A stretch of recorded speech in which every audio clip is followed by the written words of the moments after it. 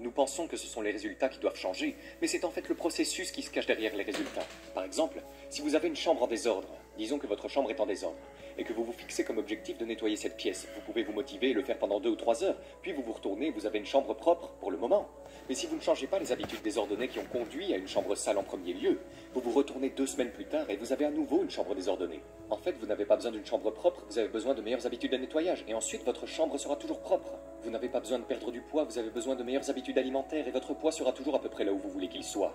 Vous n'avez pas besoin de plus d'argent, vous avez juste besoin de meilleures habitudes financières, et ensuite vous aurez toujours assez d'argent pour gérer les choses qui se présentent à vous. Et je pense que c'est l'une des raisons pour lesquelles les petites habitudes comptent tant. Elles ne transforment pas nécessairement votre vie du jour au lendemain, tout de suite. Par exemple, faire une seule pompe ne transformera pas votre corps, mais cela vous permettra d'être le genre de personne qui ne rate pas ses entraînements. Ou méditer pendant 1 minute ne vous donnera peut-être pas un sentiment immédiat de calme dans votre vie, mais cela vous permettra d'être un méditant. Le véritable objectif n'est pas de courir un marathon, le but est de devenir un coureur.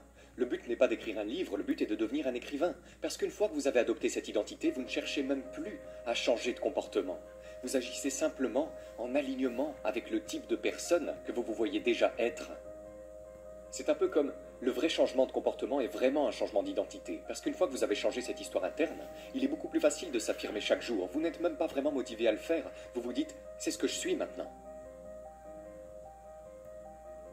Il y a une sorte d'effet yo-yo, vous savez, comme quelqu'un qui s'entraîne pour un semi-marathon, et puis il court la course, et cette course l'a motivé à s'entraîner pendant les 3 ou 4 derniers mois.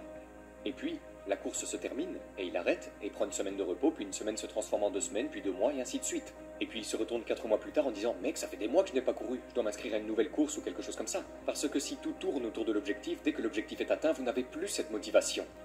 Mais si en lieu et place, il s'agit d'être un coureur, alors même une fois que tu as fini la course, tu as toujours une raison de te montrer à nouveau la semaine suivante, parce que tu te dis, eh bien, c'est ce que je fais, je cours, c'est ce que je suis, n'est-ce pas? Et donc je pense que, dans à peu près tous les domaines, la vraie pensée à long terme est vraiment une pensée sans but. Il s'agit bien plus d'être cette personne, de développer cette identité, de suivre ce système, et puis il se trouve que vous réalisez votre potentiel en cours de route. Ce que vous réalisez, c'est que vos habitudes renforcent une identité particulière. Et parfois cela peut être positif, et parfois négatif. L'histoire peut être du genre « Je suis mauvais en maths, je n'arrive pas à me souvenir des noms des gens, ou je n'arrive pas à me souvenir des directions à suivre. » Et toutes ces histoires ne sont que des histoires internes que vous vous racontez. Mais chaque fois que vous vivez une expérience qui la renforce, l'histoire se solidifie. Et donc, je pense que la méthode, l'idée à retenir ici, est que chaque action que vous entreprenez est en quelque sorte un vote pour le type de personne que vous voulez devenir. Et si vous pouvez maîtriser les bonnes actions, si vous pouvez maîtriser les bonnes habitudes, alors vous pouvez commencer à voter pour cette nouvelle identité, cette personne désirée que vous voulez être. Les bonnes habitudes deviennent des habitudes faciles lorsque vous pouvez apprendre à trouver du plaisir, à retarder la satisfaction. Il n'y a pas de précipitation, construisez sur le long terme. C'est comme s'ils se tenaient au pied d'une montagne. Ils peuvent voir le sommet, ils peuvent voir la chose qu'ils veulent, je veux avoir un impact. Ce qu'ils ne voient pas, c'est la montagne. Ce grand objet inamovible. Vous pouvez monter vite, vous pouvez monter lentement, je m'en fiche. Mais il y a toujours une montagne. Ce qu'ils ne comprennent pas, c'est que la vie, les relations et l'épanouissement professionnel sont un voyage. Il n'y a pas d'application pour ça. Je n'ai rien. Il faut passer par la lenteur, l'ennui, les méandres du processus appelé carrière et vie. Tout dans ma vie, quand quelque chose devenait difficile, j'abandonnais. Je n'étais pas doué pour la lecture, pas doué pour l'écriture. Alors j'ai abandonné. Je n'arrivais pas à suivre aussi vite que toi. Je devais travailler plus dur que toi. Alors j'ai abandonné. Comme si je pouvais faire cette distance, ce kilomètre supplémentaire, juste pour aller, juste pour finir. Je voulais ressentir la victoire. Et la victoire pour moi n'était pas de gagner, c'était juste de finir. C'est l'une des choses les plus difficiles dans la construction des meilleures habitudes. C'est qu'il est très facile de les rejeter n'importe quand, n'est-ce pas? Quelle est la différence entre manger un hamburger et des frites au déjeuner et manger une salade? Pas grand-chose. Le jour même, votre corps est pratiquement le même dans le miroir. La balance n'a pas vraiment changé. C'est vraiment facile de l'ignorer dans votre esprit et de dire « Oh, c'est plutôt insignifiant ». Mais vous savez, vous vous retournez 2 ou 5 ou 10 ans plus tard et vous réalisez « Oh, waouh, ces choix quotidiens se sont vraiment accumulés. C'est juste beaucoup plus difficile à voir sur une base granulaire ». Le coût de vos bonnes habitudes est dans le présent.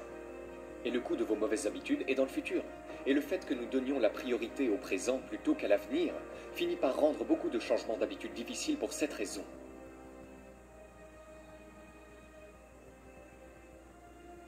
La forme ultime de gratification intrinsèque est une réaffirmation de votre identité désirée.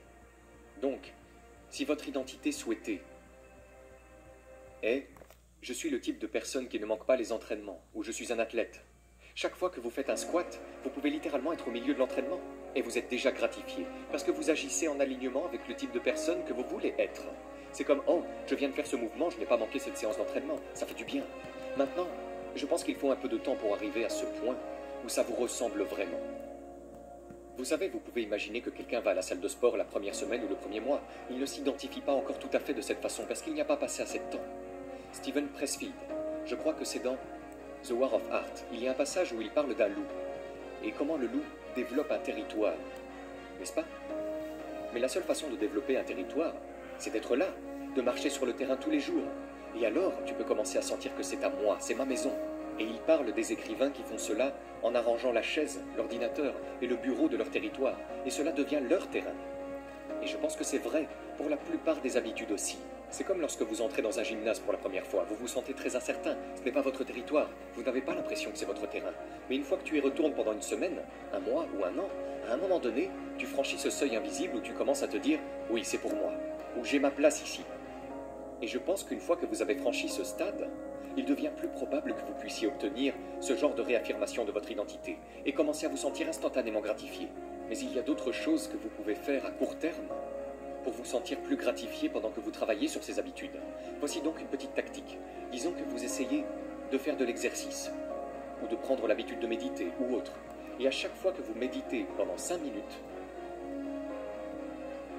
vous avez ce petit bocal de billes avec 100 billes dedans. 90 sont rouges et 10 sont bleus.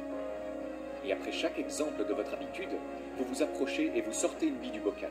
Et si vous tirez une des 90, alors rien ne se passe. C'est juste une tape dans le dos. Bon travail. Vous avez fait ce que vous deviez faire. Mais si tu retires l'une des 10 bleus, alors tu obtiens une sorte de récompense qui est excitante pour toi. Peut-être que tu peux regarder Netflix pendant 1 heure sans te sentir coupable, ou aller te promener dehors, prendre un bain moussant ou t'acheter une nouvelle veste, n'importe quoi, quelque chose qui soit gratifiant. Et ce que vous venez de faire, c'est d'introduire un élément de gratification immédiate, de surprise et de plaisir dans tout le processus. Et donc, oui, c'est le premier point. Quand vous méditez, vous ne pouvez pas encore vous identifier comme un méditant, ou vous n'avez pas encore le sentiment que le calme veille sur votre vie. Mais vous avez cette autre chose intéressante, qui est gratifiante immédiatement et qui vous incite peut-être à persévérer en attendant que les récompenses à long terme s'accumulent. Nous avons donc, et cela joue certainement un rôle important dans les habitudes, un penchant pour le présent, et c'est logique, n'est-ce pas? L'exemple que j'ai donné sur le fait de trouver un buisson de baies, vous savez, à 100 mètres de distance. Eh bien, vous devriez en fait aller chercher la nourriture qui est proche et non celle qui se trouve de l'autre côté de la montagne. Parce que c'est logique, vous préférez la voir maintenant, surtout que nous n'étions pas dans une société moderne pendant 99,999% de l'histoire de l'humanité. Nous essayons juste de survivre, comme tous les autres animaux. Et donc, vous devriez donner la priorité à la nourriture immédiate, à l'abri immédiat, à l'eau immédiate, à la sécurité immédiate. Et en fait, nos cerveaux sont câblés pour faire ça. Mais dans la société moderne, c'est une toute autre histoire, parce que nous avons toutes ces choses qui font que nous devons donner la priorité aux résultats différés. Vous allez à l'université maintenant, et vous serez diplômé dans 4 ans. Vous épargnez pour votre retraite aujourd'hui, puis vous prenez votre retraite dans plusieurs décennies. Vous vous présentez au travail cette semaine, puis vous recevez un chèque de salaire dans 1 mois. En fait, il y a toutes sortes de choses que nous faisons dans la société moderne qui nous obligent à retarder la gratification. Et cela va un peu à l'encontre de notre câblage ou de notre préférence biologique. Il y a une sorte de désalignement des récompenses qui se produit souvent avec les habitudes. Il y a donc un résultat immédiat, une récompense immédiate, et puis une récompense finale. Et pour vos mauvaises habitudes, l'une des raisons pour lesquelles les mauvaises habitudes collent si facilement, qu'elles se forment si facilement, c'est que les mauvaises habitudes, la récompense immédiate est souvent favorable, n'est-ce pas? Par exemple, quelle est la récompense immédiate de manger un donut? C'est plutôt génial, c'est doux, c'est sucré, ça a bon goût, mais ce n'est que la récompense ultime. Si vous répétez cette habitude pendant 6 mois, 1 an ou 2 ans, c'est défavorable. Pendant ce temps, les bonnes habitudes sont souvent l'exact opposé. La récompense immédiate d'aller à la salle de sport ou d'aller à la salle de sport pendant 1 semaine n'est pas vraiment géniale. Votre corps est probablement endolori. Vous n'avez pas grand-chose à montrer, votre corps a la même apparence, le poids n'a pas vraiment changé. Mais si vous vous y tenez pendant 6 mois, 1 an ou 2 ans, alors la récompense ultime est favorable.